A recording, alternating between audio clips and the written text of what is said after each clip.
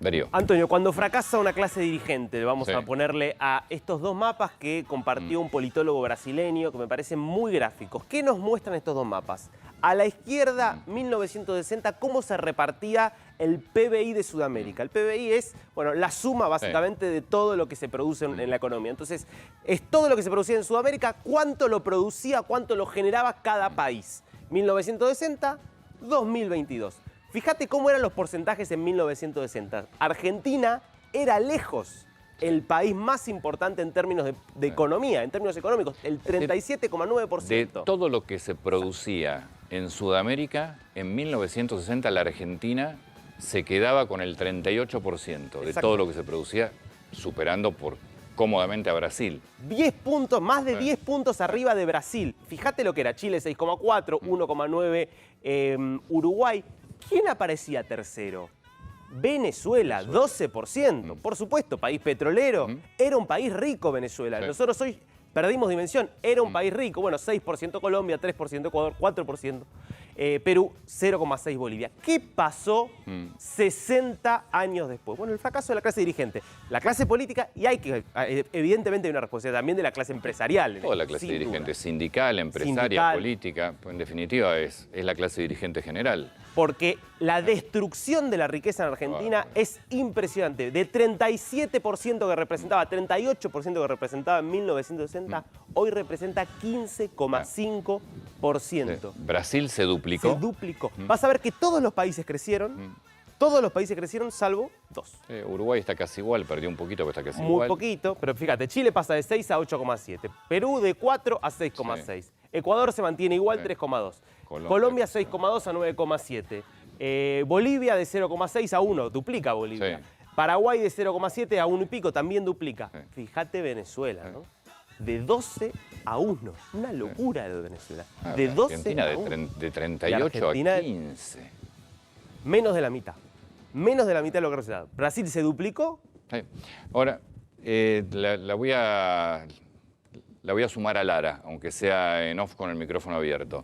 ¿Qué significa para una familia, para una persona? Porque tal vez hablamos de Producto Bruto, todo lo que produce la región, pero ¿qué significa para una persona, para una familia, que el país donde vos estás, de producir el 40% de lo que producía toda la región, pasa a producir el 15%? Bueno, ¿Qué significa? Esto primero para el país significa que la torta se achica, la torta que hay para distribuir, que después podemos tener problemas de distribución o no, nos puede ir muy bien, pero esto se nos achicó, quiere decir que tenemos mucha menos riqueza para distribuir entre todos nosotros. Eso es lo concreto. Es como si tuviéramos un bizcochuelo hace... ¿De cuándo es el primer mapa? 1960. En 1970 teníamos un bizcochuelo y hoy tenemos un alfajor. Y eso lo tenemos que distribuir entre muchos más argentinos, porque esto también se tiene mucho en cuenta a la hora de analizar el crecimiento. El PBI per cápita somos cada vez más, pero cada vez producimos menos. Aunque fueran muy eficientes nuestras políticas de distribución, cada vez somos más pobres, tenemos menos riqueza para distribuir entre nosotros. ¿Qué significa en una familia? Bueno, una de las formas de verlo es pérdida de poder adquisitivo. Claro, no solamente hay más pobres, porque la Argentina obviamente tiene mucho más pobres hoy que en 1960, sino que la población que está por encima de la línea de pobreza igual es mucho más pobre que en 1960. Exactamente, Es decir, toda la sociedad. Claro, el país es mucho más pobre, mientras todo el resto de la región, menos Venezuela y Argentina, todos o se mantuvieron, o en general crecieron, es decir, hasta se duplicaron. Quiere decir que las sociedades del resto de la región son más ricas que en 1960.